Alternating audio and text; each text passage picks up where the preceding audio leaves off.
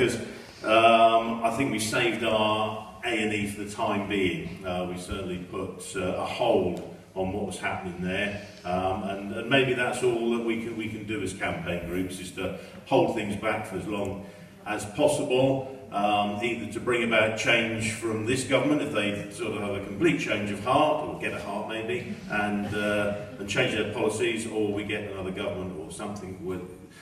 All we can do is fight and hold things back, because the message I think I've got for you today is that once services are gone, you're very unlikely to get them back. So we need to keep them there.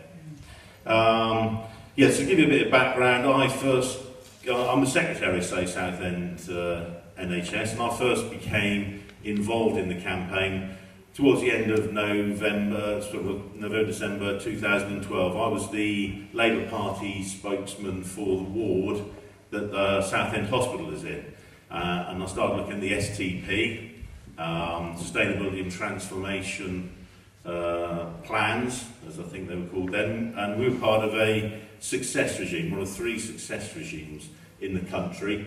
I think it's Devon and maybe it's Cumbria, the other one, I can't remember off the top of my head. Success regimes were areas where we were suffering particular difficulties in running our NHS.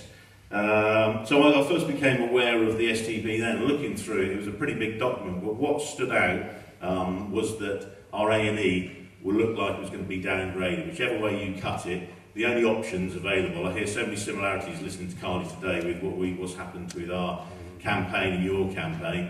The only options were that our A&E was going to be downgraded in some way, and we weren't going to end up with the same type 1 A&E that was there 24/7, able to deal with all emergencies. We were going to probably have something that was open 8 till 10. We wouldn't be taking ambulances there. They would be going 20 miles down the road to Basildon.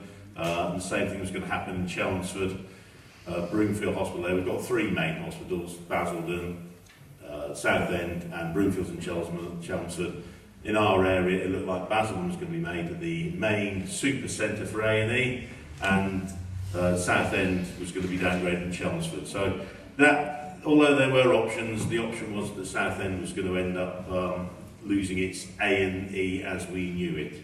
So I started asking questions at the council, asking the executive councillor for health services there, could she guarantee that we weren't going to see this happen?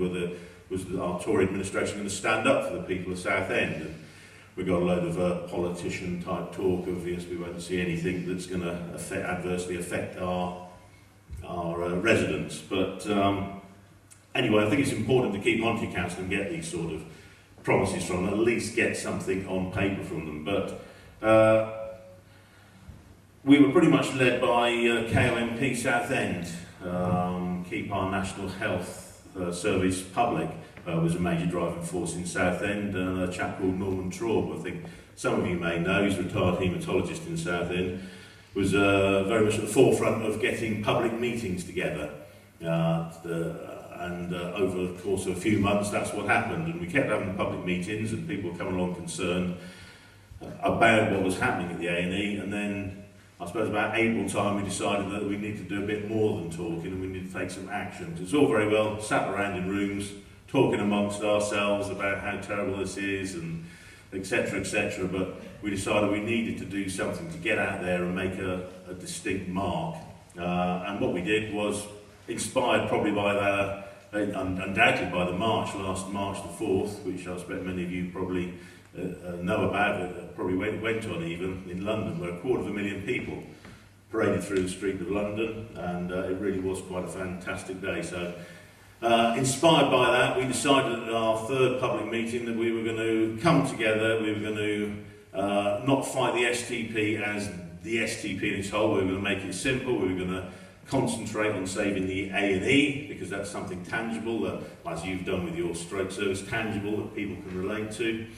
And we were going to call ourselves, say, Southend A&E, rather than any fancy name. So, and we would get a march together to see what happened there. That was the thing to do. And at the time, we didn't know whether we just had the 20 people that were in the room turn up, which wouldn't have been too bad, but it wouldn't have been anything like the £250,000 we've just seen in London. So anyway, we set plans in motion for that in Southend. I don't know if it's the same everywhere, but it takes 6 weeks to get permission to do a march. So we started that off, and then we were a bit lucky because Theresa May went on a walking holiday and decided to call a general election a little bit a couple of weeks after that, and suddenly that helped bring our cause into the forefront of people's minds. So we were a bit lucky there, but you've got to take your luck when it comes up, I guess. So, as I say, we formed our group, say Southend A&E. We got ourselves a public meeting together, we got a committee. This was early May, we set the date for the march on the 20th of May. And we use Facebook a lot. I don't know if you use Facebook, I know you use Facebook, but I don't know how well you find that works for you, but we found that worked pretty well. By the time the march came around, we'd had 150 people say they were going to come on the march, so that was looking pretty good. We had the radio come along, the local radio wanted interviews, and things were looking pretty good. We'd invited all the local politicians along as well, and they were falling over themselves to speak. Of course, everybody wanted to get on board then. All but the Tory MP actually didn't come along. He sent along his office boy or something to a prepared statement for the day, and the poor chap had to read that out. And I don't often feel sorry for Tories, but that was the closest I've probably ever been, seeing that young lad heckled by everyone there. On the day, we had 1,000 people turn up on the march, which was quite extraordinary. We made the front page newspaper, local newspaper on Monday, and there's just the swathe of people coming down the high street. So it really did surpass our expectations there. But as I say, we were lucky to have the general election on our declared at that time. So where they go from there, the Tory MP, the Tory MP obviously got a bit hot under the collar there, seeing how big a support we had. He agreed to see a delegation of our supporters, and under some duress signed our petition. We've done many Save Our, we've had petitions, street stalls, we get t-shirts, anything like that, any publicity you can get is great. So he signed our petition calling for a stop to the downgrade of the A&E, and to his credit, he did bring it up in Parliament a couple of times. I think all his language was coached in a bit of a politician twist spin, if you like, but he was to a large extent behind us, and he's a good local politician, as politicians go for knowing how to be a local politician.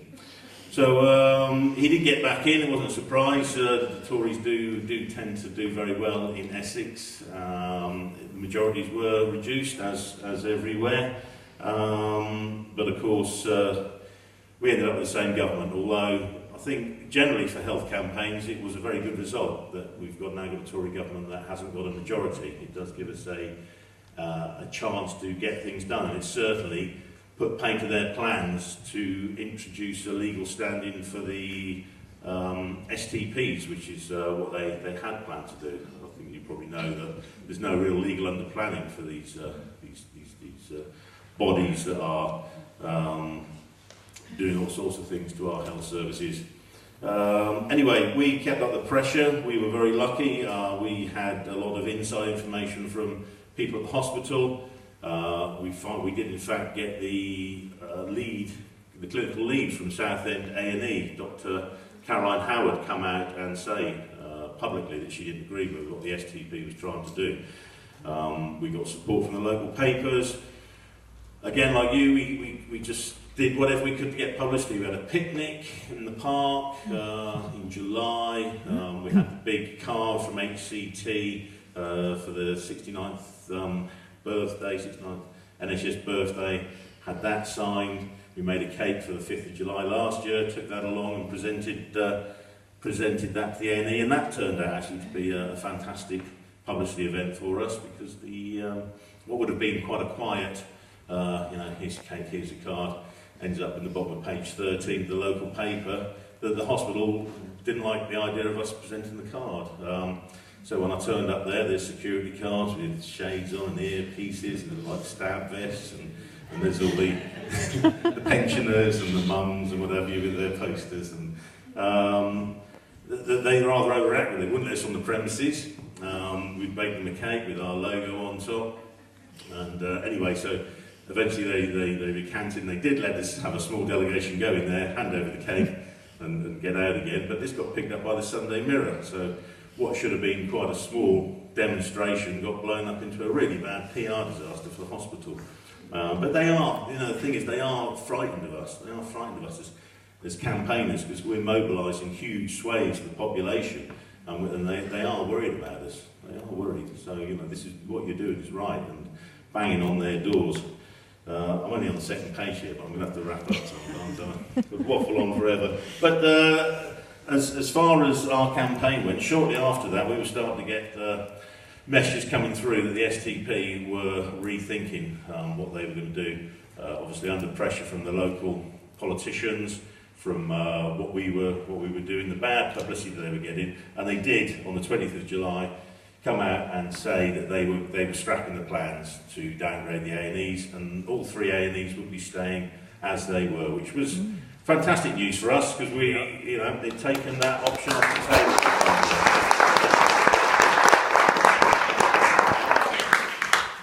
As I say, tactically, it was a smart move for the Success regime, because they were able to take the wind out of our campaign sales. We had to change our name then, although we could put a D on the end of it, and we saved our A&E, so that wasn't too bad.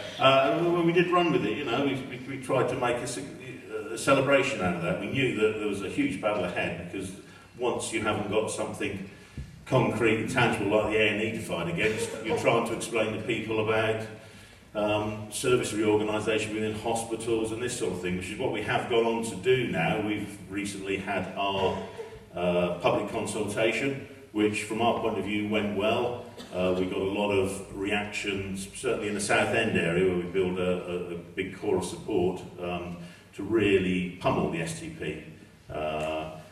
We used Facebook, leaflets, whatever, to try and educate and put across the main salient points to the public. You can't get it all across, but we did manage to cause a fuss there. We got the consultation extended by 2 weeks.